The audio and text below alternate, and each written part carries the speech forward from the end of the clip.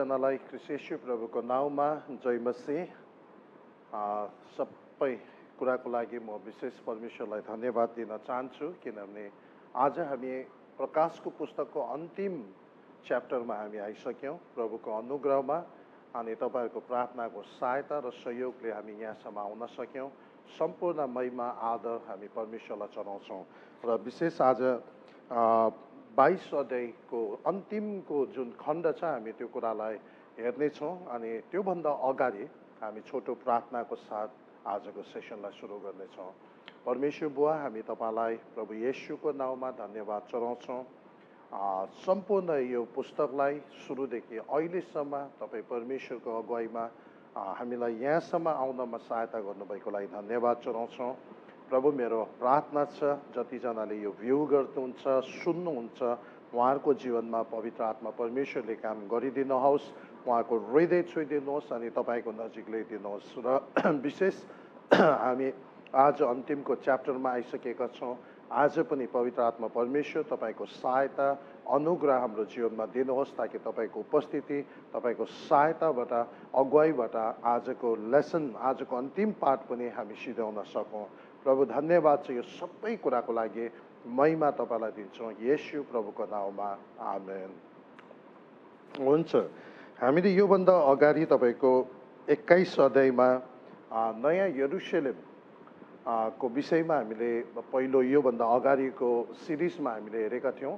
अनि नयाँ यरुशलेम चाहिँ तपाईँ र हामीलाई थाहा भएको छ कि जब परमेश्वरले नयाँ स्वर्ग अनि नयाँ पृथ्वी बनाउनु भयो र नयाँ पृथ्वीको निम्ति परमेश्वरले तयार गरेको जुन एउटा एकदमै सुन्दर सहर, जसको मेन ढाँचा, मेन मोडल चाहिँ स्वर्गमा थियो, त्यो चाहिँ परमेश्वरले अन्तिममा नयाँ पृथ्वीमा ल्याएको हामीले देख्यौँ। अनि योभन्दा अगाडि तपाईँले त्यो नयाँ यरुशलेमको जब वरिपरिको सबै त्यो जुन क्युब्स को साइजमा छ अनि त्यसको जुन उचाइ, लम्बाइ र चौडाइ 1500 माइल जुन देखाइरहेको छ, जुन चाहिँ त्यो नयाँ यरुशलेम, जसको साइज चाहिँ झन्डै झन्डै अहिले हाम्रो चन्द्रमा या जुन जत्रो छ। अनि यदि हामीले पछाडि अगाडि जब तपाईँले मोसाको टाइममा भेट हुने पाल बनाउँदाखेरि परमेश्वरले मोसालाई त्यो भेट हुने पालको विशेष त्यो महापवित्र स्थानको जुन भाग थियो त्यो बनाउँदाखेरि चाहिँ मोसालाई कसरी उहाँले सबै नाप, सबै त्यो आकारहरू एकदमै सठिक तरिकाले उहाँले अगुवाई गर्नुभएको थियो, निर्देशन दिनुभएको थियो। अनि त्यो मेन महापवित्र स्थान, होली अफ द होलिस भन्ने जुन ठाउँमा जहाँनिर करारको सन्दुक राखेको हुन्थ्यो, अनि त्यो ठाउँ चाहिँ 15 फिट लम्बाइ, 15 फिट चौडाइ अनि 15 फिट उचाइको बनाउनु भनेर बनाएको थियो। अनि यो वास्तवमा हिब्रूको पुस्तकमा हामी देख्छौँ यो सबै कुराहरूको मेन वास्तवमा पक्का त्यसको ओरिजिनल जुन कुरा छ, डिजाइन छ, त्यो चाहिँ स्वर्गमा छ र यहाँ पृथ्वीमा भएको कुराहरू चाहिँ त्यसको एउटा कपी या प्रतिलिपि जस्तो मात्र थियो। अनि त्यही अनुसार हामीले नयाँ यरुशलेम चाहिँ पछि परमेश्वरले नयाँ पृथ्वीको लागि जब त्यो सहर चाहिँ तयार गरेर पृथ्वीमा ल्याउनु हुँदाखेरि त्यो सुन्दर एकदम महिमित जुन सहर थियो त्यसको उचाइ, लम्बाइ र चौडाइ चाहिँ 1500 माइल थियो है। अनि त्यसको लम्बाइ पनि 1500 माइल, चौडाइ पनि 1500 माइल अनि उचाइ पनि 1500 माइल थियो। अनि त्यो चाहिँ एकदमै अचम्म खालको एउटा महिमित, अनि त्यसको जुन जगहरू थियो त्यो पनि हामीले हेऱ्यौँ। 12वटा पेरितहरूको नामले अङ्कित गरेको त्यो जग थियो। अनि त्यसको वाल जुन थियो त्यो पनि कमसेकम 65 मिटर भन्दाखेरि 200 फिटभन्दा पनि अग्लो त्यो वालहरू थियो। अनि त्यसको गेटहरू त्यो जुन सहरको जुन ढोकाहरू छ, गेटहरू छ, त्यसमा चाहिँ 12 कुलको नाम अङ्कित गरेको थियो। अनि एक एकवटा गेट चाहिँ एउटा एउटा डल्लै मोतीले बनाएको थियो। अनि त्यो भित्र चाहिँ सुनको सडकहरू थियो। अनि तर त्यो सुन चाहिँ यस्तो खालको सुन पृथ्वीमा मतलब पृथ्वीको सुन जस्तो होइन, किनकि पृथ्वीको सुन चाहिँ हामी वार पार देख्दैन, त्यो पारदर्शी छैन। तर त्यहाँको सुन चाहिँ एकदम पानी जस्तो, एकदमै क्लियर ग्लास जस्तो है, वरिपरि सबै देख्ने। अनि यसको पछाडिको कारण पनि हामीले के बुझिरहेका छौँ भन्दा त्यहाँनिर परमेश्वरको महिमा र ज्योति प्रताप यति रापिलो छ, यति तापिलो छ, जसले गर्दा इभन ढुङ्गा मोती सबै कुराको भित्री भागसम्म पनि देख्न सक्ने अवस्था छ। तर अब यहाँनिर 22 अध्यायमा आएर चाहिँ अब यूहन्नालाई अन्तिममा एउटा स्वर्गदूतले चाहिँ त्यो जुन सिटी छ, जुन नयाँ यरुशलेम जुन सिटी छ, त्यसको टुरमा लाँदै गरेको हामी देख्छौँ। अनि एक हिसाबले हामीले हेर्दो हो भने आजको यो विषय चाहिँ अन्तिममा एउटा प्रिभ्यू जस्तो हो। तपाईँको हामीले कुनै पनि पेपरहरू, कुनै पनि डकुमेन्ट्स हामीले प्रिन्ट आउट गर्नुभन्दा अगाडि, त्यसलाई छाप्नुभन्दा अगाडि हामी त्यसको एउटा प्रिभ्यू हेर्छौँ, कस्तो देखिन्छ। त्यस्तै परमेश्वरले स्वर्गको त्यो जुन नयाँ यरुशलेम जुन सहर छ नयाँ पृथ्वीको लागि, त्यो भित्रको कस्तो खालको दृश्य छ, के छ, त्यसको एउटा पहिला नै एउटा प्रिभ्यू जस्तो अगाडि नै हामीलाई यो उहाँले देखाउँदै गर्नुभएको। अनि यहाँनिर चाहिँ यूहन्नालाई परमेश्वरले है दर्शनमा यो कुरा चाहिँ त्यो एउटा स्वर्गदूतद्वारा त्यो स्वर्गको त्यो नयाँ यरुशलेमको सिटीको टुरमा लगिरहेको हामी देख्छौँ। अनि यसले चाहिँ हामीले आजको यो खण्डलाई हामीले हेर्नु हो भने अब स्वर्गको एउटा टुर भनेको जस्तै हामी स्वर्ग भ्रमण गरेको जस्तो आज हामी देख्छौँ र त्यहाँभित्र के छ भन्ने कुराहरू हामी यहाँनिर देख्छौँ। सबै कुरा त्यहाँभित्र भएको सबै सायद यहाँनिर सबै डिटेली नभए तापनि त्यहाँको विशेष भागहरू चाहिँ यहाँभित्र परमेश्वरले वचनमा अङ्कित गरेको हामी हेर्छौँ। र यो 22 अध्यायको 1 पददेखि म यहाँनिर पढ्दैछु। यहाँनिर के लेखेको छ भन्दाखेरि, तब तिनले मलाई स्फटिक जस्तो चकिलो जीवनका पानीको नदी देखाए। त्यो नदी परमेश्वरको र थुमाको सिंहासनबाट निस्की त्यस सहरमा सडकको बीचबाट बगिरहेको थियो। त्यस नदीको किनारमा जीवनको वृक्ष थियो, जसले हरेक महिना 12 किसिमका फलहरू दिइरहन्थ्यो।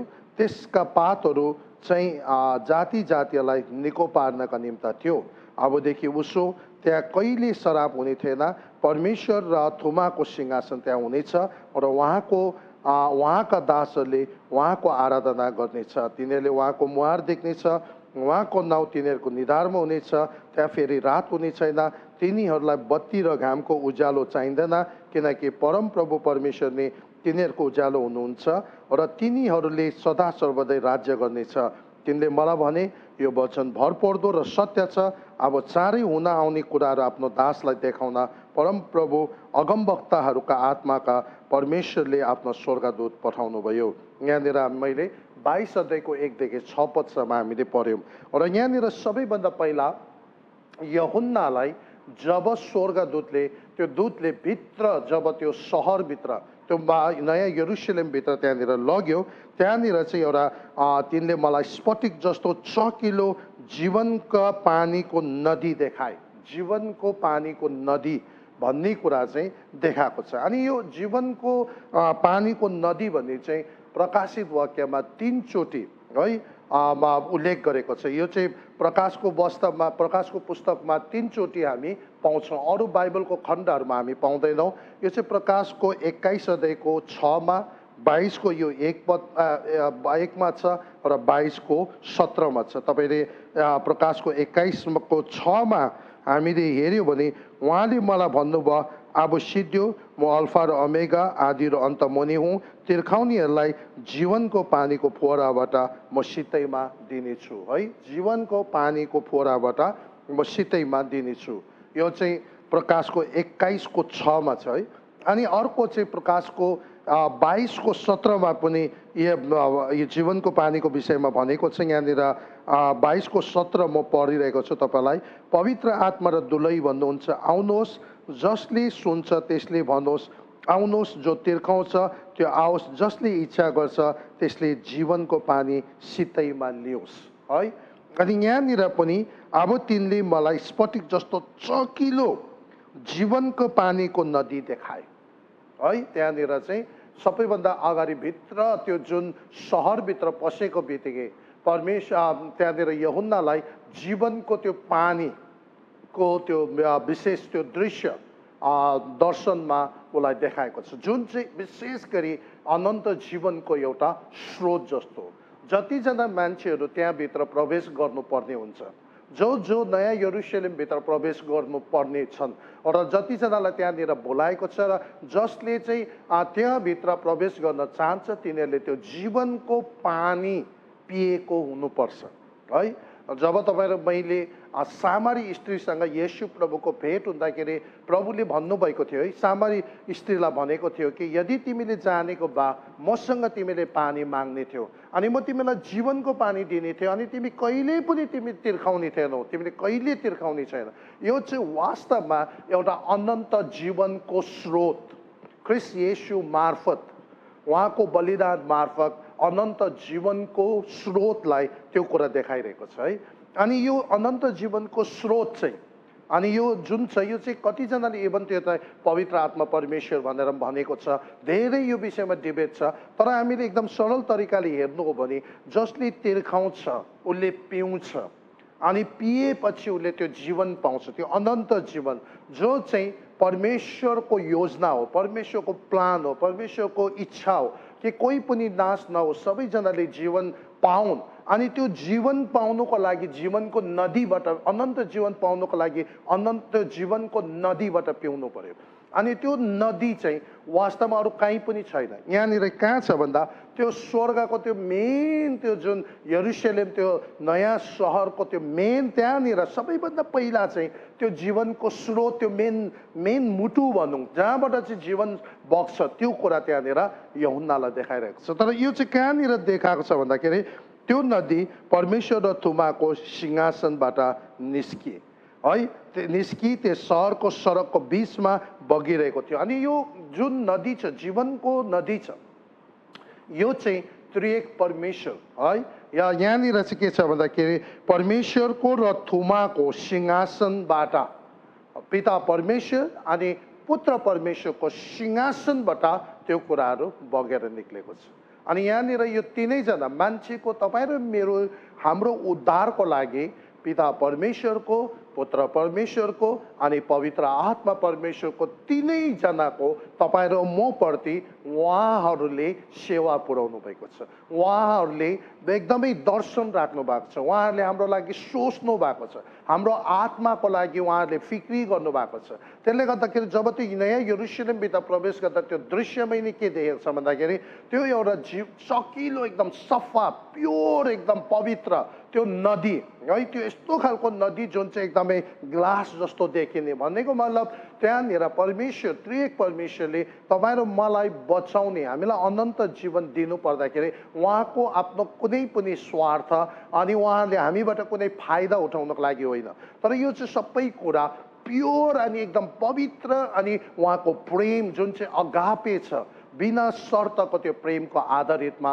उहाँले हामीलाई त्यो अनन्त जीवन प्रदान गर्दै हुनुहुन्छ। अनि त्यो अनन्त जीवन, त्यो जीवनको नदी चाहिँ त्यो मूल त्यो मतलब त्यो सहरको त्यो जहाँनिर चाहिँ पिता परमेश्वर र पुत्र परमेश्वरको सिंहासन छ त्यहाँभित्रबाट बगेर आएको छ है। र त्योबाट चाहिँ तपाईँ र मलाई, हामीलाई जीवन दिँदाखेरि तपाईँ र मैले अनन्त जीवन चाहिँ हाम्रो आफ्नो धर्म, कर्म, मान्छेको कुनै पनि असल कुराले हाम्रो उद्धार र मुक्ति हुँदैन। र सबै कुरा हाम्रो उद्धार र मुक्ति हामीलाई पाउनको लागि चाहिँ परमेश्वरको सिंहासन र त्यो अनुग्रह ख्रीष्ट येशू प्रभुबाट जुन कुरा बगेर आएको छ, पवित्र आत्मा परमेश्वरले जुन हामीमाथि बगाइदिनु भएको छ, हामीलाई त्यो कुरा अगाडि दिएको छ, त्यो चाहिँ जब हामी पिउँछौँ तब तपाईँ र म अनन्त जीवन पाउँछौँ। अनि त्यो नयाँ यरुशलेमको त्यो सहर जहाँ सुनको सडक छ, जहाँ परमेश्वर छ, त्यहाँनिर हामी प्रवेश गर्न पाउँछौँ। अनि यदि तपाईँले यसरी अगाडि तपाईँले इजिकेल 47 मा पनि हेर्नुभयो भने त्यहाँनिर पनि इजिकेललाई पनि एउटा दर्शन आएको छ है। त्यहाँनिर माथिबाट सिंहासनको मुनिबाट पानी बगेर आएको छ र जहाँ जहाँ त्यो पानी बगेर आएको छ त्यहाँ त्यहाँ जीवन उम्रेर आएको छ। अन्तिममा गएर त्यो पानी चाहिँ तल मृत्यु सागरमा पुग्दाखेरि मृत्यु सागरको त्यो नुनहरू पनि सबै पग्लेर गएर चाहिँ त्यहाँनिर चाहिँ डेड सीमा पनि पुरा माछै माछा भएको छ। अनि यो जीवनको नदी जहाँ जहाँ बग्छ त्यहाँ त्यहाँ जीवन सुरु हुन्छ है।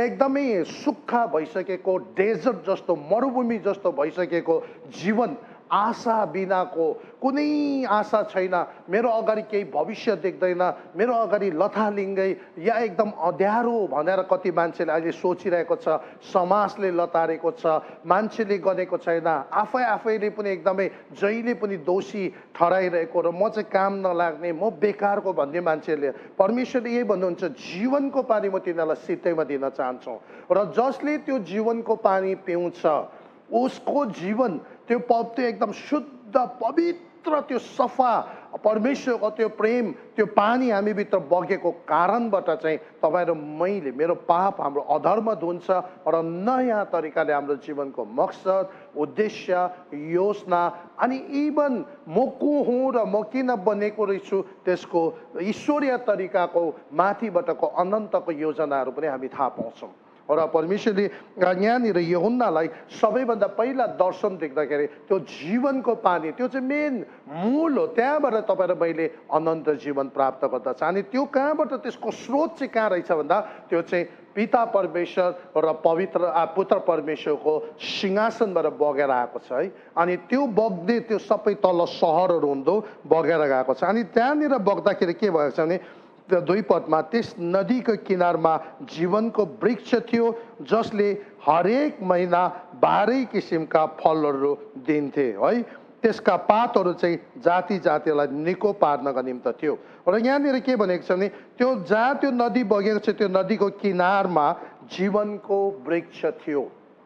त्यहाँनिर के थियो भन्दाखेरि जीवनको वृक्ष, ट्री अफ लाइफ है, जीवनको वृक्ष। अब यो धेरैजनाले डिबेट गर्छ यो अब एउटै रुख थियो कि थुप्रै त्यो किनारै पछि थुप्रै रुख थियो कि बा एउटा ठुलो रुख त्यसको हाँगा दुईपट्टि किनारमा पुगेको थियो कि भनेर विभिन्न कुराहरू गर्छ। तर मैले यसो हेर्दाखेरि यहाँनिर यहाँ के भन्छ, जसले हरेक महिना 12 किसिमका फलहरू दिइरहन्छ भन्दा जसले हरेक महिना भनेपछि त्यो थुप्रै रुखहरू जस्तो पनि देखिन्छ है। थुप्रो त्यो जीवनको रुख त्यही खालको थुप्रै त्यो वरिपरि त्यो जहाँ जहाँ त्यो नदी बगेर गएको छ त्यो जीवनको पानी बगेको छ त्यहाँनिर चाहिँ त्यो नदी बगेको ठाउँमा जहाँ किनारमा चाहिँ जीवनको रुख उम्रेको छ र त्यसले चाहिँ 12 महिना अलग किसिमको फलहरू दिएको हामी देख्छौँ। अनि यहाँनिर चाहिँ मैले तपाईँलाई के भन्नु भने वास्तवमा पानीले सिँचाइ गर्छ है, पानीले सिँचाइ गर्छ, पानीले जीवन ल्याउँछ। अनि यहाँनिर त्यो जीवनको पानी बगेकोले गर्दा त्यहाँ जीवनको रुख बगरमा वरिपरि हामी देख्छौँ। अनि यो कुराले चाहिँ के हुन्छ भन्दा पानी चाहिँ एकदमै यस्तो खालको कुरा हो जसले चाहिँ हामीलाई जहिले पनि के गराउँछ भन्दाखेरि हाम्रो भित्रको प्यासहरू बुझाउँछ है। अनि हामी भित्र सन्तुष्टि ल्याउँछ। जहाँ पानी छ त्यहाँ जीवन छ, यदि पानी छैन भने जीवन छैन। र यो जीवनको रुख जीवनको पानी हामीले थाहा पाइहाल्यो त्यो अनन्त जीवनको स्रोत जो पिता परमेश्वर र पुत्र परमेश्वर द्वाको सिंहासन मार्फत बगेर आएको छ। र यहाँनिर अर्को चाहिँ के छ भन्दाखेरि पानीले चाहिँ जहिले पनि के देखाउँछ, पुरानो नियममा हेऱ्यो भने प्रशस्त धनादय शान्ति एकदम पानीले चाहिँ त्यो कुरा देखाउँछ हामीलाई, एकदम प्रशस्त कुराहरू दिन्छ, रिचनेस एकदम प्रोभिजन अनि एकदम धनाढ्यपनहरू देखाउँछ, एकदम शान्तिको कुराहरू देखाउँदछ। अनि एकदमै यो पानी चाहिँ परमेश्वरको सिंहासनबाट बगेर आएको एकदमै कुनै प्रदूषण नभएको एकदमै सफा छ। तर त्यो पानी जहाँ जहाँ बगेर गएको छ जीवनको रुख पनि त्यहाँनिर हामी पाउँछौँ। र जीवनको रुखको कुरा गर्दाखेरि तपाईँ र मैले हामी कहाँनिर पाउँछौँ भन्दा यो जीवनको रुखको विषयमा जब तपाईँ र मैले चाहिँ हेर्नुभयो भने यो चाहिँ तपाईँको यसको विवरण चाहिँ प्रकाशको 2 अध्यायको 7 पदमा छ, प्रकाशको 22 अध्यायको यो 2 पद जुन अहिले हामीले पढ्दै थियौँ, प्रकाशको 22 को 14मा पनि छ, प्रकाशको 22 को 19मा पनि छ है। अनि अर्को तपाईँले जीवनको रुखको तपाईँले यदि विवरण खोज्नु हामीले हेऱ्यौँ भने त्यो चाहिँ उत्पत्तिको पुस्तकमा छ है, सुरुको पुस्तकमा, अनि यहाँ अन्तिमको पुस्तकमा छ। अनि सुरुको पुस्तकमा चाहिँ तपाईँलाई मलाई थाहा छ जब अदनको बगैँचामा त्यहाँनिर जीवनको रुख थियो, तर त्यहाँनिर जीवनको रुख मात्र नभएर असल र खराबको रुख पनि थियो। र परमेश्वरले आदम र हव्वालाई भनेको थियो तिमीले चाहिँ सबै अरू खाँदा हुन्छ, त्यहाँनिर केवल यो 2टा रुख मात्र थिएन, अन्य अरू रुखहरू पनि थियो। तर त्यति भए तापनि विशेष रूपमा यो 2टालाई चाहिँ परमेश्वरले एकदम फोकस गरेर भनिदिनु भएको छ। त्यहाँनिर जीवनको रुख पनि थियो अनि असल र खराबको ज्ञान दिने रुख पनि थियो। र परमेश्वरले के भन्नुभएको थियो भन्दाखेरि अब तिमीहरूले असल र खराबको ज्ञान दिने त्यो रुखको फल चाहिँ तिमीहरूले नखाऊ, जुन दिन खान्छ तिमीहरूको मृत्यु हुन्छ है। अनि त्यहाँनिर चाहिँ त्यो जीवनको रुखको फल पनि नखाऊ पनि भन्नुभएको छैन, खाऊ पनि भन्नुभएको छैन। तर वास्तवमा यसले चाहिँ के देखाउँथ्यो भन्दा यदि मानिसले चाहिँ त्यति बेला रोजेर जीवनको रुखको फल खाएको भए यो सबै कुराहरू केही हुनुपर्ने अवस्था थिएन है। तर अब तिनीहरूले मान्छेले भरममा परेर आफ्नो सो इच्छा साथ उसले जब असल र खराबको रुखको फल खायो, त्यहाँदेखि उसो चाहिँ जब हामीले उत्पत्ति 3 अध्यायमा आएर चाहिँ उत्पत्ति 3 अध्यायमा 22 देखि 24 पदमा जब जेनेसिस च्याप्टर 3 को उत्पत्ति 3 अध्यायको 22, 23, 24 मा आयो भने चाहिँ हामीले के देख्छौँ भन्दा परमेश्वरले चाहिँ अब आदम र हव्वालाई चाहिँ त्यो अदनको बगैँचाबाट चाहिँ लखेटेको छ, त्यहाँबाट बाहिर निकालिदिएको छ। अनि परमेश्वरले त्यति बेला चाहिँ तिनीहरूलाई त्यो जीवनको रुखको फल खानु दिनुभएको छैन। यदि त्यति बेला परमेश्वरले आदमलाई जीवनको रुखको फल त्यो गरी त्यही अवस्थामा खानु दिएको भए मान्छे के हुन्थ्यो भन्दाखेरि फेरि कहिले नमर्ने हुन्थ्यो। तर कस्तो खालको अवस्थामा नमर्ने हुन्थ्यो भन्दाखेरि त्यो चाहिँ एकदमै पापी अवस्थामा, पापले भरेको स्वभाव भएको ठाउँ अवस्थामा चाहिँ एकदमै नमर्ने हुन्थ्यो। अब सोच्नुहोस् तपाईँले, जब मान्छे भित्र अहिलेको जस्तो पापमय स्वभावमा एकअर्कासँग आरिस गरिरहेको छ, लोभ गरिरहेको छ, डाह गरिरहेको छ, कम्पिटिसन गरिरहेको छ, तेरो ठुलो कि मेरो ठुलो, तिम्रो ज्यादा कि मेरो ज्यादा, तिमी राम्रो कि म राम्रो, यो सबै कुराहरू भइरहेको छ, किसिमको एउटा प्रेसर छ। अनि बिमार, दुःख, विभिन्न किसिमको समस्या अब सबै पापको जति पनि कुराहरू स्वभावहरू छ त्यो सबै कुराहरू बोकेर तर मान्छे कहिले नमर्ने भयो भने कस्तो हुन्छ होला, यो पृथ्वी कस्तो हुन्छ होला। एउटाले अर्कोलाई थिचिरहेको, अर्कोले अर्कोलाई विभिन्न कुराहरू गरिरहेको, नराम्रो सोचिरहेको, नराम्रो पछाडिबाट कुरा गरिरहेको, अनि यो चाहिँ के हुन्थ्यो, नरक जस्तो हुन्थ्यो।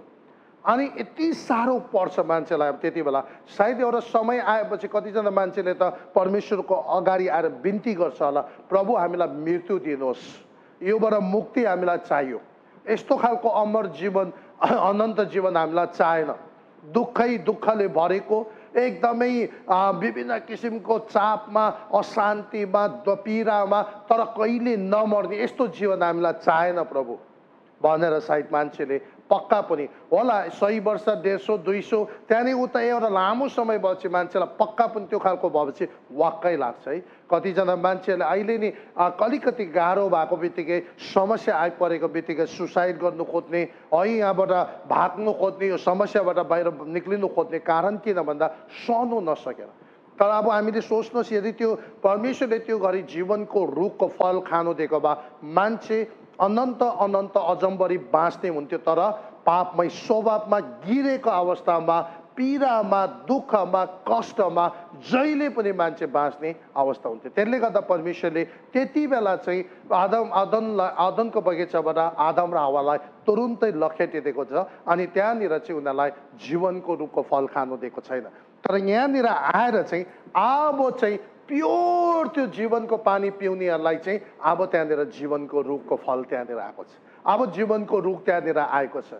अब चाहिँ किन आएको भन्दा अब यो अवस्थामा चाहिँ मान्छे महिमित ख्रिस्टको रगतले धोएको, शुद्ध भएको अनि एकदमै अब चाहिँ सधैँभर कुनै पाप स्वभाव नभएको अनि त्यस्तो अवस्थामा चाहिँ मान्छे सधैँभर बाँचोस् भनेर परमेश्वरको योजना अनि उहाँसँगै सङ्गति गरून् भन्ने परमेश्वरको इच्छा हो। अनि यो जब अदनको बगैँचामा हेऱ्यो भने एक किसिमले अङ्ग्रेजीमा भन्छ प्याराडाइज लस है, जुन स्वर्ग जस्तै परमेश्वरले बगैँचा बनाइदिएको थियो त्यो मान्छेले गुमायो पापले गर्दा।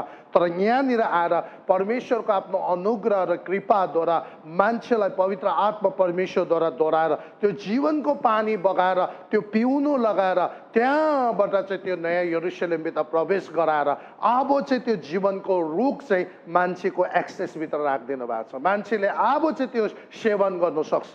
अब त्यहाँनिर जति बेला पनि अनि यहाँनिर के भनेको छ भने जीवनको रुखहरूको कुरा के भनेको छ अब वृक्षले जसले हरेक महिना 12 किसिमका फलहरू दिन्छ र त्यसको पातहरू चाहिँ जाति जातिलाई निको पार्नका निम्ति हुन्छ। अब यहाँनिर स्वर्गमा वास्तवमा परमेश्वर भनेको चाहिँ टाइमदेखि बाहिरको कुरा हो है। स्वर्ग जुन अनन्त छ त्यसमा कुनै टाइम छैन, तर पनि यहाँनिर जुन 12 महिना भनेर एउटा लेखेको छ त्यो चाहिँ एउटा स्वर्गमा एक किसिमको एउटा मार्किङ हो, एउटा समय एउटा तोकेको जस्तो मात्र हो। तर वास्तवमा स्वर्ग जब हाम्रो अनन्त जीवन सुरु हुन्छ त्यो चाहिँ एउटा बियोन्ड टाइम स्पेस, हाम्रो समयकालदेखि बाहिरको कुराहरू हुन्छ है। तर पनि यहाँनिर पनि यो टाइम भए तापनि एक किसिमको तर त्यो अनन्त भित्रको कुराहरूमा परमेश्वरले समेटेर राखिदिनु भएको छ। अनि यहाँनिर के भनेछ भने पातहरूले निको पार्नका निम्ति हो। अनि पातहरूले निको पार्नु भनेको बित्तिकै स्वर्गमा के बिमार हुन्छ त मान्छे?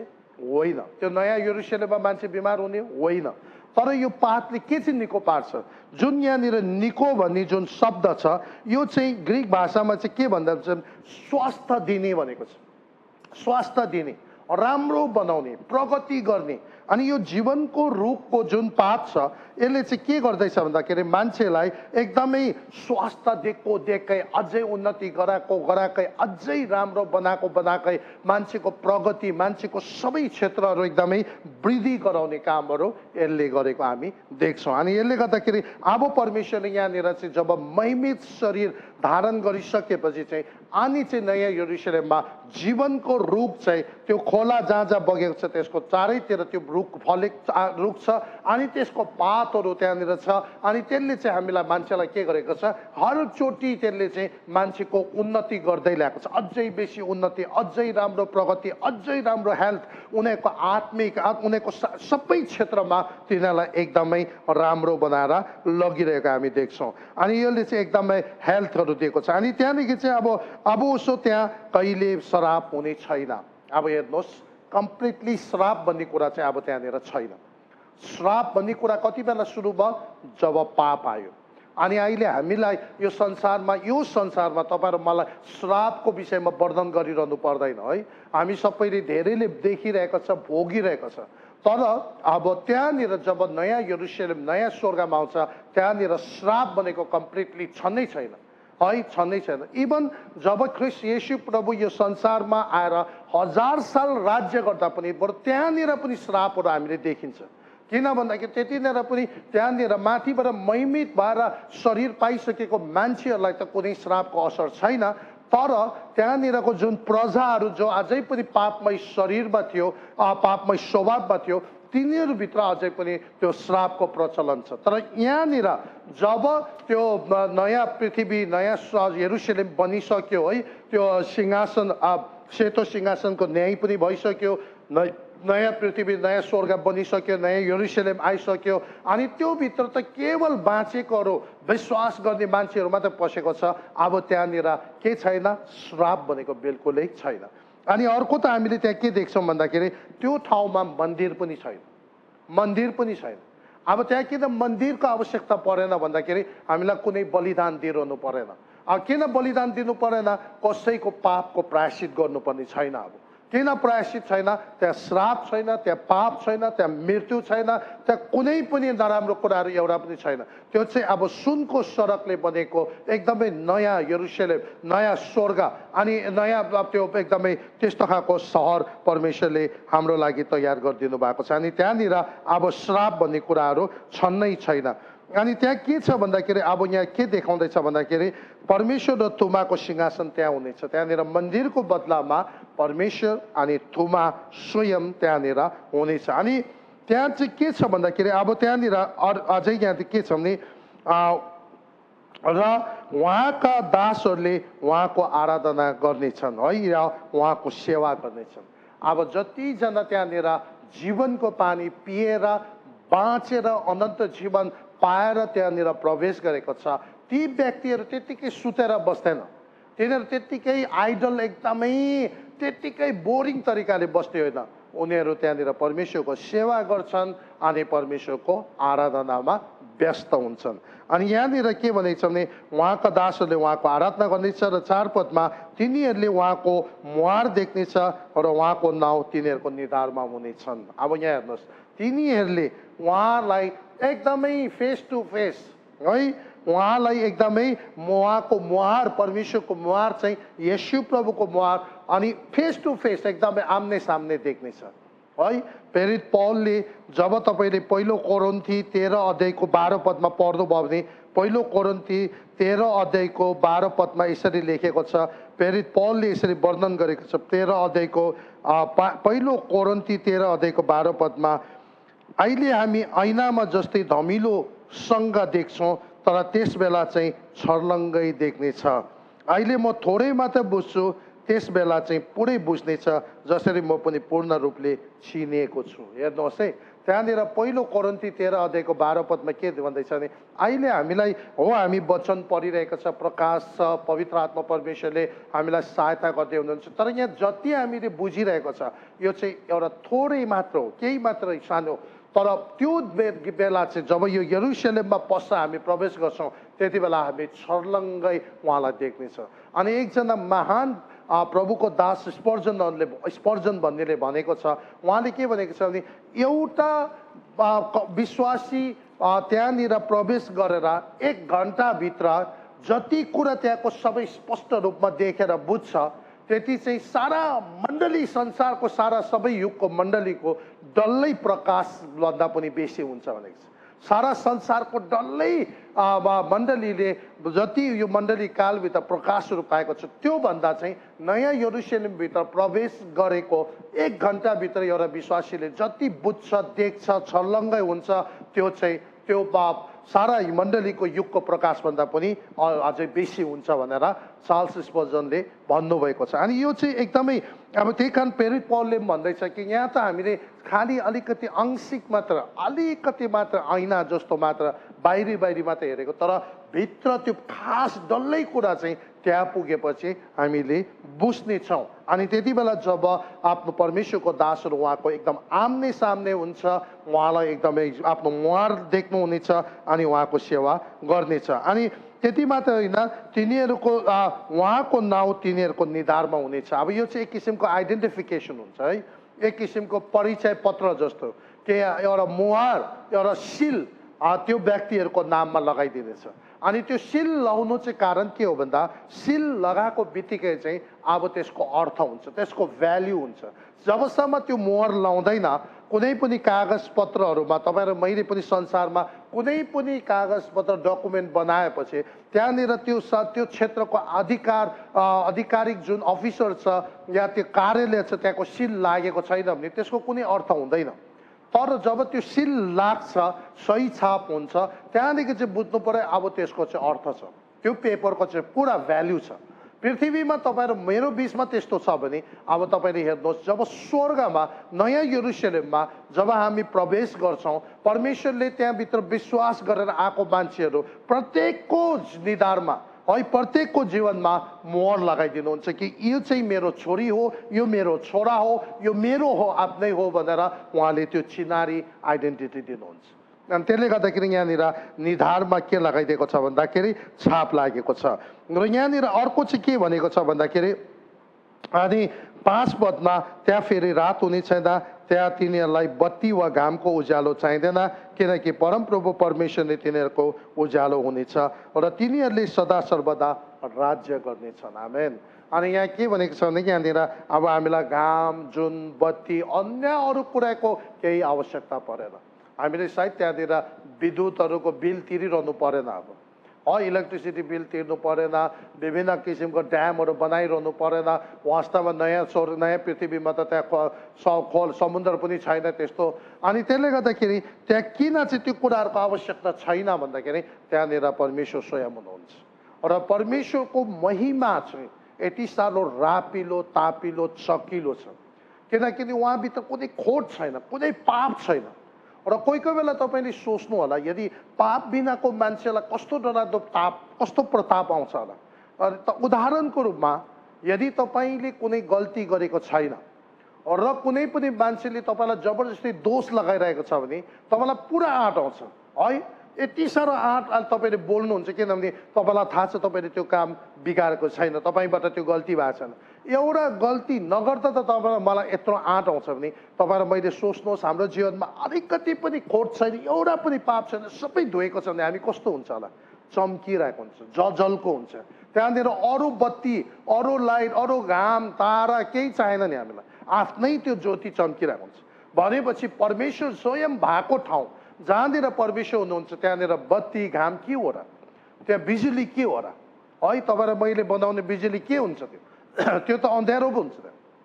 त्यसले गर्दा त्यहाँनिर परमेश्वर स्वयं हुन्छ, त्यहाँनिर कुनै बत्ती चाहिएन, त्यहाँनिर घाम चाहिएन, त्यहाँनिर केही अरू कुनै त्यस्तो खालको आवश्यकता छैन, किनभने परमेश्वर स्वयं त्यहाँनिर हुनुहुन्छ। र हामी जतिजना त्यहाँनिर प्रवेश गर्छौँ त्यो सबैजना अनन्त अनन्त अनन्त अनन्त त्यहाँनिर परमेश्वरसँग राज्य गर्नेछ भनेर भनेको छ। अनि यहाँनिर तिनले मलाई भने यो वचन भरपर्दो र सत्य छ। यो चाहिँ साह्रो मजा लाग्छ है। परमेश्वर चाहिँ भरपर्दो अनि सत्य हो र परमेश्वरको वचन पनि एकदमै भरपर्दो अनि सत्य हो है। योभन्दा अन्य अरू कुनै सत्य हुने कुरै छैन। परमेश्वरको वचनमा त ट्रुथ हो, सत्य हो, जसले मानिसलाई छुटकारा र स्वातन्त्र गर्नु सक्छ। र म अब चाँडै हुन आउने कुराहरू आफ्नो दासहरूलाई देखाउन परमप्रभु अगमवक्ताहरूको आत्मामा परमेश्वरले आफ्नो स्वर्गदूतहरू पठाउनु भयो। अब त्यसले गर्दाखेरि अब यो वचनहरू चाहिँ एकदम भरपर्दो छ। अनि आउने दिनहरूको जुन चाँडै हुन आउने अब हाम्रो जीवन अब यो हाम्रो दिनहरूमा घट्न गइरहेको कुराहरू परमेश्वरले आफ्नो अगमवाणीद्वारा आफ्नो दासहरूद्वारा प्रभुले बताउनु भएको छ। अनि जब 7 पदमा हामी हेर्छौँ, हेर म चाँडै आउँदैछु, यस पुस्तकको अगमवाणी वचन पालन गर्ने धन्यको हो। अब येशू प्रभुको यो वचन छ कि उहाँ चाँडै आउँदै हुनुहुन्छ है। अनि यो कुरा इभन पहिलो शताब्दीको विश्वासीहरूले पनि प्रभु उनीहरूको समयकालमा आउँछन् भनेर उनीहरूले आशा गरेको थियो। के यसको मतलब परमेश्वरले त्यो मान्छेहरूलाई झुकाएको त होइन नि। परमेश्वरले हरेक पुस्तालाई जहिले पनि त्यो तयारी भएको उहाँले देख्न चाहनुहुन्छ, जहिले पनि तयार बसेको उहाँले चाहनुहुन्छ। कारण किनभने उहाँले सबै मानिसलाई त्यो अनन्त अनन्त जीवन दिएर त्यो नयाँ यरुशलेमभित्र कहिले बिमार नहुने, कहिले बुढो नहुने, कहिले नमर्ने, कहिले केही अशान्ति नहुने अनन्त अनन्त त्यो जीवनको रूप भएको ठाउँमा, सधैँ उनीहरूको उन्नति मात्र भइरहेको ठाउँमा परमेश्वरले लानु चाहनुहुन्छ। इभन जब तपाईँले मैले अघि यहाँ माथि हेर्दाखेरि अनन्त जीवन त्यहाँ पाइसक्यो नयाँ यरुशलेममा, मान्छेहरूले इभन खाना खाने छ, तर त्यो खाना खानुको कारण चाहिँ उनीहरू चाहिँ मोटाउनुको लागि, बाँच्नुको लागि खाँदैन, त्यो चाहिँ खालि इन्जोयमेन्टको लागि खान्छ। अहिले हामीले अलिकति पौष्टिक खाना खायौँ छिटो मोटाउने अनि विभिन्न समस्याहरू छ। तर त्यहाँनिर तपाईँले मैले खाना खाइसकेपछि खाएको कारणले गर्दा मोटाउने कुराहरू छैन, त्यो डरै छैन। जुनै खायो भने पनि त्यो चाहिँ केवल एउटा टेस्टको लागि मात्र हो, एउटा स्वादको लागि मात्र, तर त्यसले हाम्रो केही पनि बिगार हुँदैन। तर यहाँनिर यसरी नै अब म चाँडै आउँदैछु प्रभुले भनिरहेको छ। यहाँनिर जुन चाँडो भन्ने जुन शब्द छ क्विकली अङ्ग्रेजीमा, तर वास्तवमा त्यो ग्रिक शब्दमा हो भने सडनली भनेको छ। म अचानक आउँछु, म अचानक आउँछु। त्यसले गर्दा हरेक पिँढी चाहिँ तयार बस्नुपर्छ। यो पिँढीमा पनि आउनुसक्छ, हाम्रोभन्दा अर्को पिँढीमा पनि आउनुसक्छ, योभन्दा अगाडिको पिँढीलाई पनि उहाँले भन्नुभएको थियो म कुनै पनि बेला अचानक आउन सक्छु। अनि यसको पछाडिको खास कारण चाहिँ के हो भन्दाखेरि परमेश्वरले यो शब्द प्रयोग गरेको कारण चाहिँ के हो भन्दा सबै पुस्तालाई उहाँले तयार गर्नुभएको, उहाँले झुकाउनु खोजेको होइन, बचाउनु खोजेको। तिनीहरूलाई भनेर तयार गरिराख्यो भने चाहिँ सबैजना नाश नहोस्, तर तिनीहरू सबैजना तयार भएर बसोस् भनेर परमेश्वरको इच्छा छ। र यसले गर्दाखेरि परमेश्वरले म तयारी अनि परमेश्वरले यो चाहिँ उहाँको वचन चाहिँ भरपर्दो छ, विश्वासयोग्य छ भन्नुभएको छ, जसको कारणले गर्दा उहाँले चाहना गर्नुभएको छ किनभने हामी सबैले उहाँलाई भरोसा गरौँ, आज्ञा पालन गरौँ, जुनै पनि पिँढी किन नहोस्, पुस्ता किन नहोस्, तयार बसौँ। यो बुझ्दै, यो कुरा आशा राख्दै कि कुनै पनि बेला परमेश्वर आउन सक्नुहुन्छ। र 8 पदमा यो कुरा सुन्ने र देख्ने म यूहन्ना हुँ। जब मैले यो कुरा सुनेर देखेँ तब मलाई यो कुरा देखाउने स्वर्गदूतको पाउमा दण्डवत गर्दा म घोप्टो परेँ। तर तिनले मलाई भने, हेर तिमीले यसो गर्नु हुँदैन, म त तिम्रो र अगमबानी बोल्ने तिम्रा भाइहरू र यस पुस्तकका वचन पालन गर्नेहरूका सङ्गी दासमा त्यो परमेश्वरलाई दण्डवत गरा। यहाँनिर फेरि यूहन्नाले योभन्दा अगाडि प्रकाशको 19 अध्यायमा पनि यस्तै गरेको छ। उसले गल्ती एकचोटि त्यसरी गल्ती गरी पठाएको छ, भुल गरी पठाएको छ कि स्वर्गदूतलाई उसले दण्डवत गरेको छ। यहाँनिर पनि त्यो स्वर्गदूतलाई सायद उसले यो कुराहरू सायद यूहन्नाले सोचेले यो प्रभु हो भनेर या अन्यथा केही कारणले उसले स्वर्गदूतलाई दण्डवत गरेको हामी पाउँछौँ। तर त्यति बेला स्वर्गदूतले उहाँलाई वार्निङ दिएको छ, उहाँलाई सम्झाएको छ कि तिमीले अरू कुनै सृष्टिलाई चाहिँ दण्डवत गरेर आराधना नगर्नु, केवल सृष्टिकर्ता परमेश्वरलाई मात्र आराधना गर्नु है। अनि आराधना चाहिँ केवल सृष्टिकर्तालाई मात्र हामीले गर्नु मिल्छ। कुनै पनि सृष्टि गरेको जस्तो अचम्मको थोक देखे तापनि, मानिलिनु सागरमाथा हेर्दाखेरि एकदम अचम्म लाग्छ, तर हामीले सागरमाथालाई आराधना गर्नु मिल्दैन। तर सागरमाथालाई त्यस्तो अचम्मको बनाउनु हुने सृष्टिकर्तालाई चाहिँ आराधना गर्नुपर्छ, किनभने उहाँ चाहिँ त्यो आराधनाको योग्य हुनुहुन्छ है। घाम जुन मान्छेले त्यसलाई पूजा गर्ने गर्छन्, तर वास्तवमा घाम जुनहरू आफै बढेर आएको होइन, घामलाई बनाउने जुनलाई सृष्टि गर्नुहुने परमेश्वर हुनुहुन्छ। र हामीले त्यो घाम र जुनलाई होइन, तर घाम र जुन सृष्टि गर्नुहुने परमेश्वरको आराधना गर्नुपर्छ। यहाँनिर त्यसले गर्दा स्वर्गदूतले भन्दैछ यूहन्नालाई, हेर म तिमीले मलाई स्वर्गदूत अब एउटा बिना पापको देख्यौ कारण तिमीले मेरो अगाडि दण्डवत गर्यो, तर होइन, मलाई तिमीले दण्डवत गर्न मिल्दैन। स्वर्गदूत पनि वास्तवमा परमेश्वरको एउटा सृष्टि हो, परमेश्वरले सृष्टि गरेको हो। उनीहरूभित्र पापमय स्वभाव नभएकोले गर्दा उनीहरू स्वर्गमा छन्, तर उनीहरू पनि एउटा सृष्टि हो। त्यसले गर्दा उसले भनिरहेको छ यूहन्नालाई, तिमीले मलाई दण्डवत नगर, तर मलाई बनाउने सृष्टि गर्नुहुने परमप्रभु परमेश्वर सृष्टिकर्तालाई आराधना गर्नु। र हामीले कतिचोटि हाम्रो जीवनमा अन्यथा हाम्रो आफ्नो चाहना, हाम्रो आफ्नो आफूले संसारमा देख्ने अचम्म कुराहरू देखे हामी त्यसलाई दण्डवत गरी पठाउँछौँ, होइन, तर त्यसलाई सृष्टि गर्नुहुने परमेश्वरलाई दण्डवत गर्नुपर्छ। तब 10 पदमा, तब तिनले मलाई यसरी भन्यो, यस पुस्तकको अगमबानी वचनमा मोहर नलगाऊ किनकि समय नजिक छ। अब जब तपाईँले दानियलको 8को 26 पदमा हेऱ्यो भने पछि आउने कुराहरू अगमवक्ता दानियललाई त्यो मोहर लगाएर राख्नु भनेको छ, किनभने त्यो चाहिँ दानियलको समयकालमा थिएन, तर अहिलेको युगको यो अन्तको समयको विषयमा भएकोले गर्दा अनि त्यो चाहिँ त्यति बेलाको लागि चाहिँ मोहर लगाइदिनु भनेको छ। तर यो जब प्रकाशको पुस्तकमा यो कुराहरू आयो, यूहन्नालाई यो कुरा आजभन्दा करिबन 1950 वर्ष अगाडि परमेश्वरले यो लेखाउँदाखेरि के भन्यो भने अब यो चाहिँ मोहर नलगाऊ, अब चाहिँ अन्तको दिन सुरु भइसकेको छ। ख्रिस्ट येशू आएकोदेखि जब उहाँ स्वर्ग जानुभयो त्यहाँदेखि उता नि अन्तिम दिनको सुरु भइसकेको छ, र अब हामी त अन्तिम दिनको अन्तिम घडीमा छौँ। त्यसले गर्दा परमेश्वरले के भनेको छ भने यो वचनको जति पनि कुराहरू छ त्यसलाई मोहर नलगाउनु, त्यसलाई सिल नगर्नु, त्यो चाहिँ प्रस्तै सबैको अगाडि राखिदिनु, सबैले त्यसलाई पढ्नु दिनु।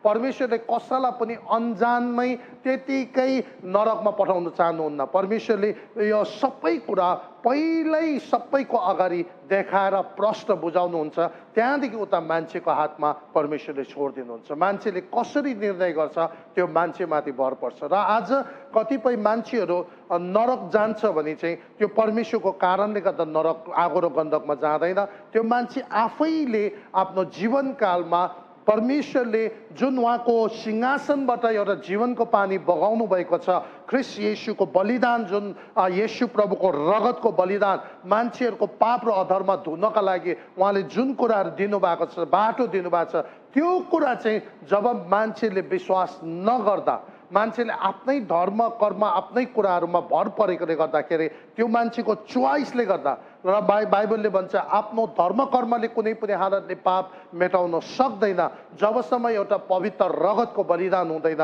कारण किनभने मान्छे पापमा जन्मेको छ र हामी पापमा आफै पापमा जन्मेकोले गर्दा म आफैले कहिल्यै पनि हालतले मेरो कुरा कहिले पनि म सही गर्न सक्दैन र मलाई कसैले आएर छुडाइदिनु पर्ने हुन्छ। म त बन्धनमा छु, म त कैदमा जस्तो छु, कोही आएर मलाई निकाल्नु पर्ने हुन्छ। त्यसरी ख्रिस्ट येशू प्रभु यो संसारमा आउनुभयो आउनुभयो, एउटा जीवनको पानी बनेर आउनुभयो र जसले त्यो कुरा पिउँछ, जसले त्यसलाई स्वीकार गर्छ, जसले आफ्नो पाप स्वीकार गरेर परमेश्वरमा विश्वास गर्छ, अनि तिनीहरूलाई चाहिँ परमेश्वरले अनन्त जीवन र यो नयाँ यरुशलेमभित्र त्यो सुनौलो सहरभित्र प्रवेश गर्न दिनुहुनेछ। अनि यहाँनिर के भनेको छ भन्दाखेरि अब मान्छेलाई यो त्यो बेला चाहिँ यो जुन पुस्तक छ यो डल्लै सुरुदेखि अन्तसम्म यो बेलाको सबै कुरा अन्तिमको दिनको यो डल्लै कुरा चाहिँ मोहर नलाउनु, यो चाहिँ सबै छर्लङ्गै मान्छेहरूको अगाडि राखिदिनु, ताकि मान्छेहरूले आफैले रोजुन् है, आफैले कुन बाटो हिँड्ने हो, कतापट्टि जाने हो,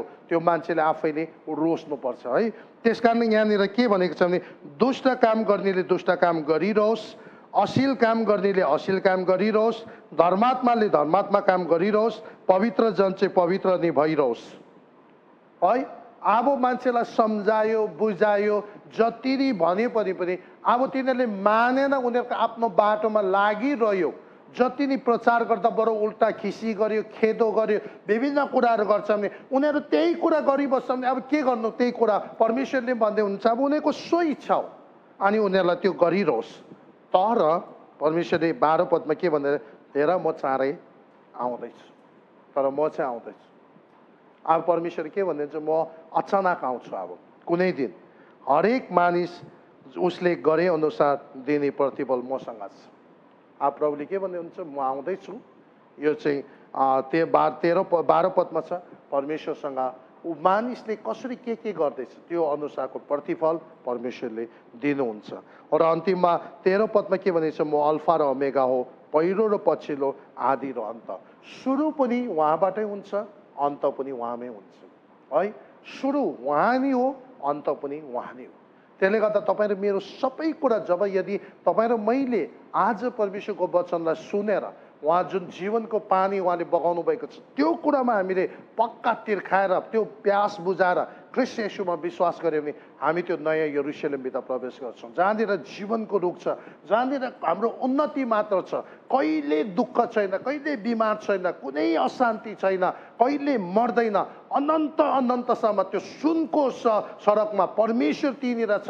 कुनै बलिदान छैन, घाम चाहिँदैन, जुन चाहिँदैन, कहिले मर्दैन। त्यस्तो ठाउँमा परमेश्वरसँग उहाँको सेवा गर्दै आराधना गर्दै अनन्त अनन्तसम्म राज्य गर्ने ठाउँमा उहाँले हामीलाई आउन दिनुहुन्छ।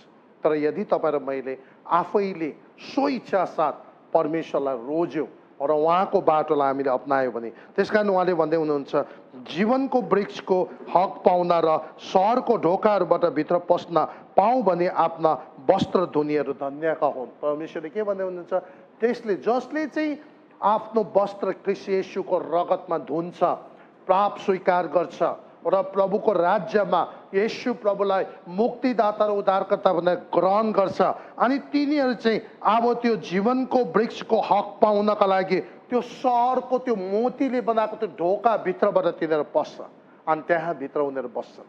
अनि तिनीहरूलाई परमेश्वरले के भन्छ, धन्यका हुन् है। मकारियोस भनेको छ ग्रिक शब्दमा, मकारियोस भनेको एकदम खुसी आनन्दित भनेको। तिनीहरू धन्यको हुन्, तिनीहरू एकदम खुसी हुन्छ, आनन्दित हुन्छ, ढुक्कै हुन्छ, सधैँभरको लागि तिनीहरू आनन्दै आनन्द आनन्दै आनन्द खुसी खुसी हुन्छ। अनि त्यो चाहिँ परमेश्वरले त्यहाँनिर के भन्दैछ, त्यो व्यक्तिहरू चाहिँ धन्यको हुन्। धन्य वचन तपाईँले जब हेर्नुहुन्छ, तपाईँले मत्ती 5 अध्यायमा 8वटा त्यो धन्य वचन बिएटिट्युडहरू छ, blessed are poor in spirit भने है, धन्य आत्मामा दिन हुने। त्यहाँ धन्य भनेको चाहिँ के हो, खुसी आनन्दित है, ह्याप्पी भनेको। त्यो चाहिँ कस्तो मान्छे, जसले परमेश्वरमा भर पर्छ। र यहाँनिर प्रभुले के भन्नुभयो, ख्रीष्टलाई विश्वास गरेर त्यो नयाँ यरुशलेमभित्र पस्ने मान्छेहरू चाहिँ धन्यका हुन्, तिनीहरू आशिषित हुन्, तिनीहरू खुसी हुन्।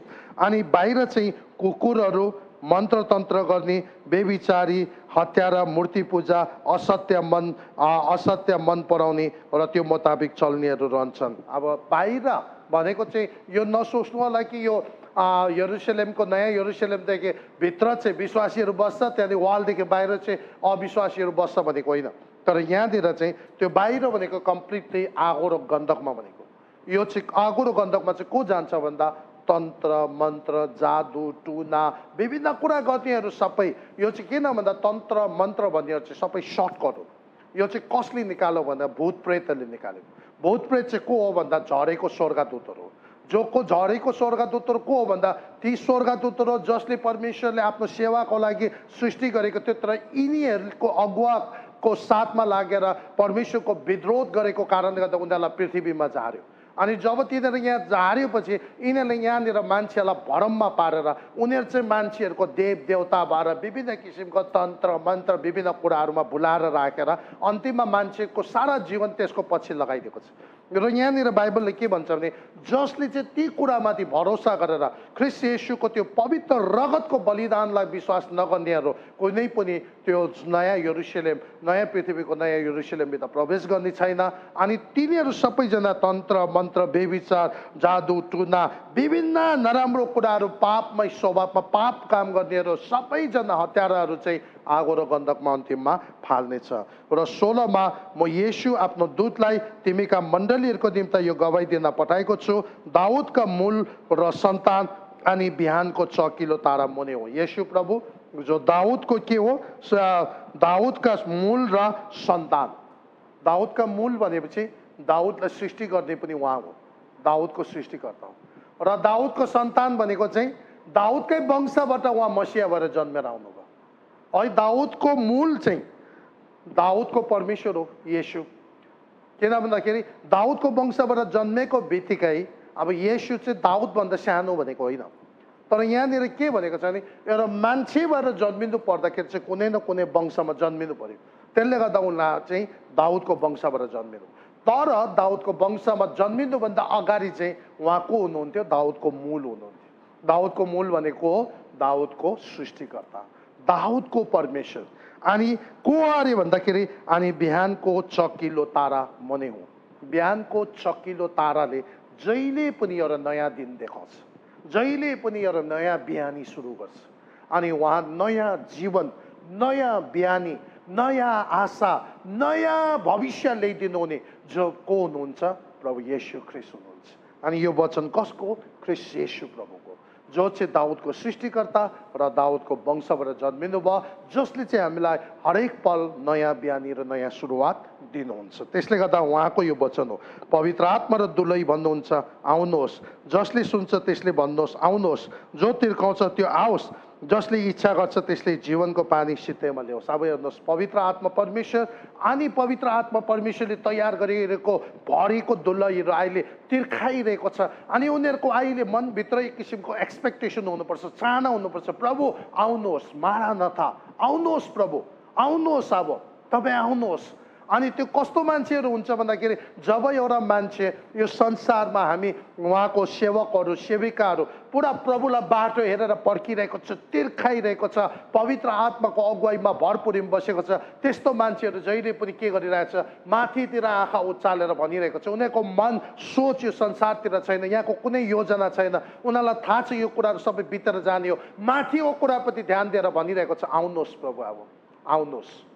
अनि प्रभुले के भन्नुहुन्छ भने जसले त्यहाँनिर पानीको त्यो तिर्खाउँछ त्यो आओस्, र जसले इच्छा गर्छ त्यसले जीवनको पानी सित्तैमा ल्याओस्। अहिले पनि त्यो जीवनको पानी बग्दैछ, र जसले पिउनु चाहनुहुन्छ तपाईँहरू तिर्खाउनुहोस् अनि सित्तैमा येशू प्रभुलाई ग्रहण गर्नु सक्नुहुन्छ, र सित्तैमा तपाईँको पाप र अधर्महरू परमेश्वरले क्षमा गरिदिनुहुन्छ। अनि यहाँनिर के छ भन्दाखेरि 18 मा यस पुस्तकको अगमबानी वचन सुन्ने हरेक मानिसले म चेतावनी दिन्छु, यदि कसैले तिनमा थप्यो भने यस पुस्तकमा लेखाएको विपत्तिहरू परमेश्वरले त्यसमाथि थपिदिनुहुनेछ।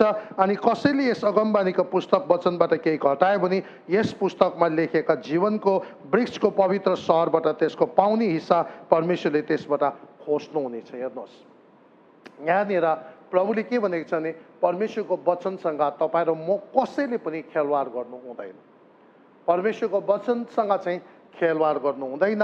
अनि परमेश्वरको वचन चाहिँ हाम्रो आफ्नो भविष्य बनाउनको लागि, क्यारियर बनाउनको लागि, बिजनेस बनाउनको लागि, पैसा कमाउनुको लागि, नाम कमाउनुको लागि घरि थपेर घरि घटाएर कुनै पनि गर्नु मिल्दैन भनेर भनिरहेको छ। र कुनै पनि हालतले परमेश्वरको वचन चाहिँ हाम्रो रुपियाँ पैसा, आय स्रोत र नाम, संसारमा यश, आफ्नो मतलब निकाल्नको लागि कहिले पनि त्यसलाई प्रयोग गर्नु हुँदैन। र परमेश्वरलाई वचन बढाएर पनि नगर्नु भनेको छ, बढाउँदाखेरि लिगलिजम हुन्छ। जस्तो हामीले त्यहाँ परमेश्वरको वचनदेखि अझै थपेर अरू कतिवटा कुराहरू मान्छेको माथि बोझ लगाइदिनु सक्छ कतिचोटि है। यो गर्नु हुँदैन, त्यो गर्ने, यो विभिन्न कुराहरू फरिसीहरूले त्यसरी व्यवस्थाको कतिवटा कुराहरू थपेर ल्याउँथ्यो। अनि त्यो पनि परमेश्वरले वार्निङ दिइरहेको छ, त्यसरी कहिले पनि मानिसहरूलाई थपेर नगर्नु, जो चाहिँ लिगलिजम भएर जान्छ। अनि कतिचोटि त्यहाँबाट घटाएर पनि नलानु। घटाएर नलानु भन्दाखेरि अहिले कस्तो छ भन्दा घटाएर लगेपछि लिबरल हुन्छ मान्छे। अहिले कस्तो छ भने कतिजना मान्छेले परमेश्वरको वचन छानेर पढ्नु मन गर्छ। जुन जुन कुरा चाहिँ उनीहरूलाई मन पर्छ, राम्रो लाग्छ, त्यो चाहिँ उनीहरूले एकदमै लिने अनि अलिक अप्ठ्यारो चाहिँ हाम्रो सन्दर्भको होइन भनेर पर राख्दिने। तर बाइबलले के भन्छ? होल काउन्सिल अफ गड, परमेश्वरको डल्लै वचनलाई हामीले अनुसरण गर्नुपर्छ। छानेर मन पराउने भागलाई चाहिँ धेरै ध्यान दियो, मन नपराउने कुरालाई ध्यान नदिने होइन। घटाउनु पनि मिलेन अनि बढाउनु पनि मिल्दैन, किनभने परमेश्वरले घटाउनेलाई के हुन्छ र बढाउनेलाई के हुन्छ त्यसको सबै परिणामहरू प्रभुले वचनमा बताइदिनु भएको छ। तर अन्तमा उहाँले के भनेको छ 20 पदमा, यी कुराहरूको गवाई दिनेले भन्नुहुन्छ, निश्चय म चाँडै आउँदैछु, आमेन। आउनुहोस् हे प्रभु येशू। प्रभु येशूको अनुग्रह सबै सन्तसँग रहोस्, आमेन। अब परमेश्वरले के भन्दैछ? निश्चय उहाँ आउनु हुँदैछ, सडनली अचानक आउनुहुन्छ र परमेश्वरको वचन भरपर्दो छ। र यसले गर्दाखेरि अनि जतिजना उहाँलाई बाटो हेरेर पर्खिरहेको तयार भएर बसेकोहरूले हामी के भन्न सक्नुपर्छ? पवित्र आत्माको अगुवाईमा, आउनुहोस् प्रभु, हामी तयार छौँ, हामी तपाईँको बाटो हेरिरहेका छौँ, हामी तपाईँलाई पर्खिरहेका छौँ। र यी प्रियजनहरू, आज हामी यो अन्तमा पुगेका छौँ र हामीलाई परमेश्वरले नयाँ यरुशलेममा जुन किसिमले त्यो जीवनको वृक्ष त्यहाँनिर देखाएको छ है, त्यो जीवनको नदी बगेको छ, त्यहाँनिर कुनै घाम जुनको आवश्यकता छैन, रोग बिमार छैन, वृद्धि भएर गइरहेको छ, मान्छे प्रभुसँग आम्ने सामने त्यस्तो खालको ठाउँमा तपाईँहरू हामीलाई परमेश्वरले अनन्तसम्म लानु हुँदैछ। र हामी सबैजना संसारको कुराहरूमा नभुलेर उहाँको प्रतीक्षामा बसौँ। अब एक दिन उहाँ हामीलाई बादलमा लिन आउनुहुन्छ अनि हामी त्यहाँदेखि 7 साल उहाँसँग माथि स्वर्गमा ऱ्याप्चर भएर जान्छ। त्यहाँदेखि पछि उहाँसँग फर्केर आएर यहाँनिर दोस्रो आगमनमा उहाँले 1000 सालको राज्य सुरु गर्नुहुन्छ।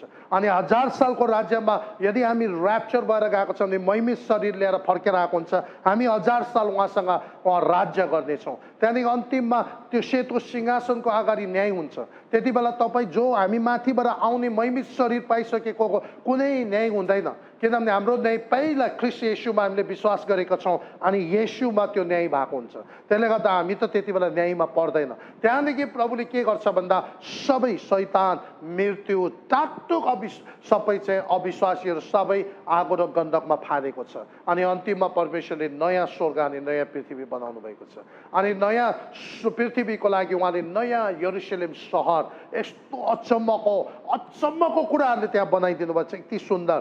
अनि त्यहाँभित्र चाहिँ के छ भने सिंहासन छ, परमेश्वर पिता र थुमाको सिंहासन छ र त्यो थुमाको सिंहासनको मुनिबाट जीवनको पानी बगेर आएको छ। अनि त्यहाँ वरिपरि एकदमै जीवनको रुखहरू उम्रेको छ। अनि त्यसले गर्दा मान्छे कहिले मर्दैन। अब पहिला जीवनको रुख उहाँले अदनको बगैँचामा खानु नदिकन निकालेको छ, तर यो पालि चाहिँ जीवनको रुख प्रशस्त एक्सेसमा राखिदिएको छ। कारण किनभने अब मान्छे बिना पापको भएको छ अनि महिमित भइसकेको छ। अनि परमेश्वरको इच्छा चाहिँ के छ भने पापमै स्वभाव लिएर चाहिँ सधैँभर अमर बाँचोस् भन्ने उहाँको चाहना होइन। त्यो त झन् धेरै टर्चर हुन्छ। तर बिना पापको भएर अनन्त कुनै भित्र एक छैन, रिस छैन, लोभ छैन, नराम्रो सोच विचार छैन। तर त्यस्तो चाहिँ अब आनन्द भएकोमा चाहिँ सधैँभर बाँचोस्। अनि त्यहाँनिर जीवनको रुख छ, त्यसको पातहरू छ, त्यसको फल छ।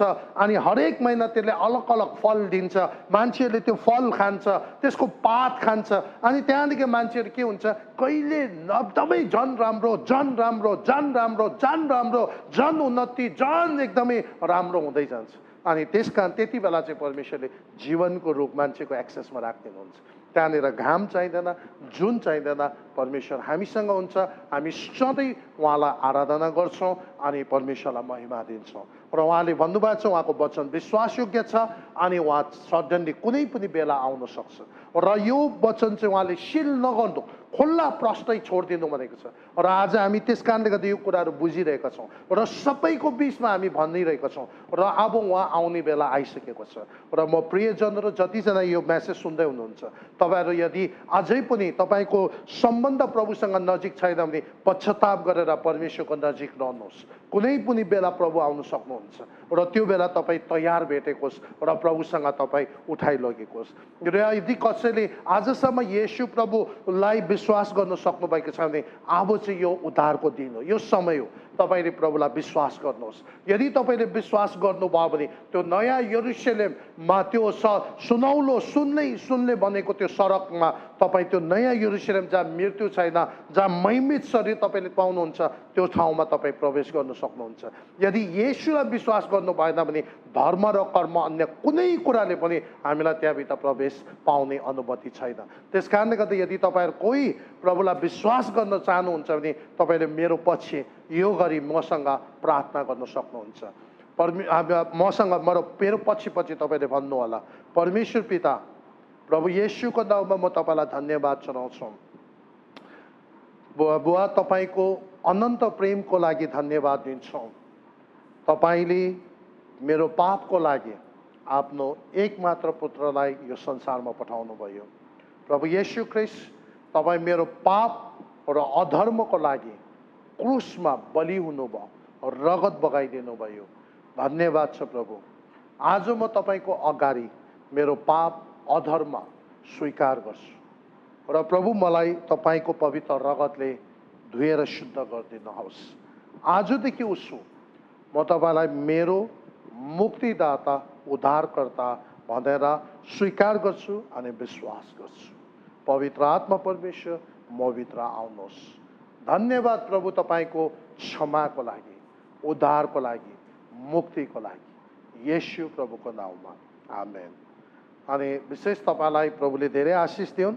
आज जतिजनाले मेरो पछि यो प्रार्थना गर्यो, तपाईँले यदि तपाईँले अब अगाडि के गर्नुपर्ने कुरा तपाईँलाई थाहा नहुँदा हामीसँग कन्ट्याक्ट गर्नुहोला।